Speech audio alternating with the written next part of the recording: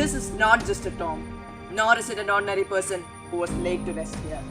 This is the resting place of a great Indian patriot and freedom fighter, who had his humble origin in a home in Palakkad, a great soul but an unsung hero, lost in the folds of time for the present generation. the only Malayali who was the president of the Indian National Congress, Sir Chettur Sankaran Nair. He had risen to fame as a renowned national leader of India in his life. Yet, it is so lamentable that even his memories faded into oblivion to such an extent that there is no landmark monumentary to mark the place where he sleeps eternally. The only monument that remains is this edifice in stone. On the banks of the river Bhrathapuzha.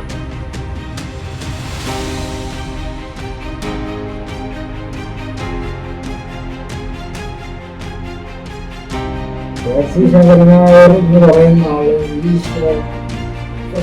Self-made മാൻ. സച്ചിൻ ഒരു സാധാരണ തഹസിൽദാരായിരുന്നു. Because of his brilliance അന്നത്തെ ബ്രിട്ടീഷുകാരെ അദ്ദേഹത്തിന് ഹൈക്കോടതി ജഡ്ജായിട്ട് post ചെയ്തു. എൻ്റെ അറിവിൽ ഇന്ത്യയിൽ ഇതുവരെ ഉണ്ടായിട്ടുള്ള ഏറ്റവും യങ്ങസ്റ്റ് ഹൈക്കോടതി ജഡ്ജ് ശിവശങ്കർ നായരായിരുന്നു. പിന്നെ ഗാന്ധിയുടെ മൂവ്മെൻ്റ് ഒക്കെ വന്നപ്പോൾ അദ്ദേഹത്തിനൊരു തോന്നൽ വന്നു, ഇങ്ങനെ ഈ ബ്രിട്ടീഷുകാരുടെ ജോലിയിൽ ശമ്പളം വാങ്ങിച്ച് കഴിഞ്ഞുകൂടുന്നത് ശരിയല്ല എന്ന് പറഞ്ഞ് ആ പോസ്റ്റ് റിസൈൻ ചെയ്തിട്ട് ഗാന്ധിയുടെ മൂവ്മെൻറ്റിലേക്ക് അട്രാക്ട് ചെയ്തു. Sir Chettur Sankaran Nair was born on 11 July 1857 as the son of Manmail Ramunipanika and Parvati Amma Chettur in Mankara. His early education began in the traditional style at home and continued in higher secondary school, Mankara. He passed arts examination with the first class from the provincial school at Palakkad. In 1897, at the 13th session of the Indian National Congress at Amravati, he became the youngest president of INC in the history of the party till then, and the only Malayali to hold the post ever. In fact, the Mankara railway station came to existence for the sole purpose of alighting Sir Chettur Sankaran Nair in his hometown.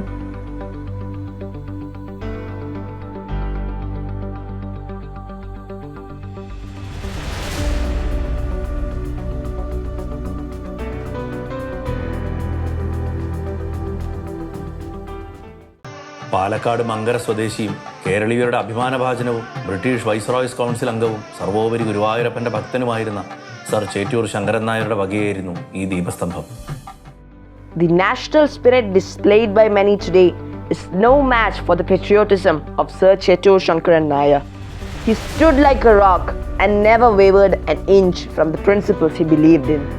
What really stood out in his long glorious career is a courtroom battle he fought against the Lieutenant Governor of Punjab, Michael O'Dwyer, accusing him for being responsible for the atrocities at the Jallianwala Bagh massacre.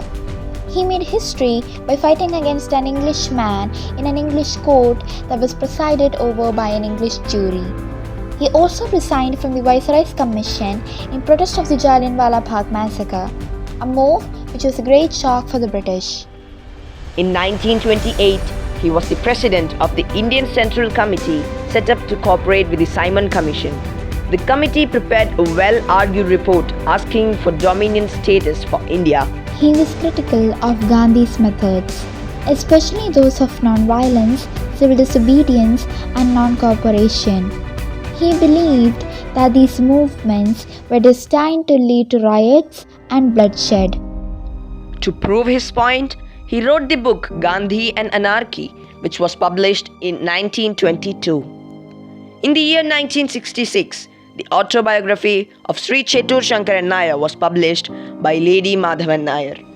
1928 1919 ബില്ലിൻ്റെ വകുപ്പ് ഒരു വ്യവസ്ഥ തന്നെ 10 വർഷങ്ങൾക്ക് ശേഷം India എത്ര കണ്ട് സ്വയംഭരണത്തിന് പ്രാപ്തമായി എന്ന് അന്വേഷിക്കാൻ ഒരു കമ്മീഷനെ വയ്ക്കും എന്ന് പറഞ്ഞു. അതിൻ്റെ ഭാഗമായി സൈമൺ കമ്മീഷനെ വെച്ചു. ആ സൈമൺ കമ്മീഷനിൽ 7 ഇംഗ്ലീഷുകാർ മാത്രമാണ് ഉണ്ടായിരുന്നത്.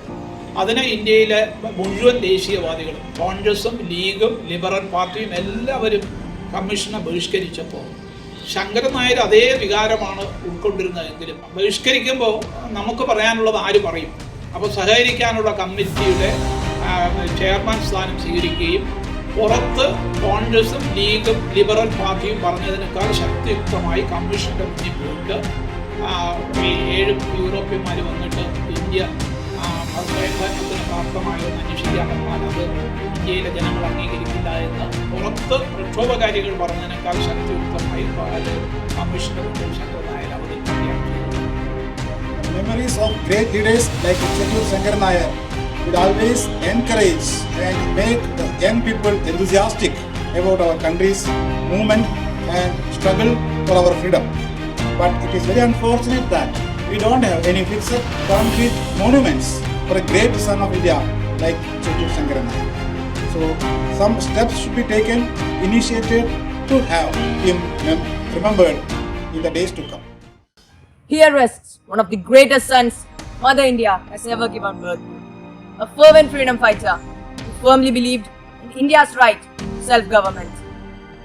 A true Indian whose fearless voice rose against the atrocities meted out by the British government. An Indian whose memories are worthy of being rekindled in the minds of the present generation. Mark Antony's summing up about Caesar would well befit this unsung hero's life too.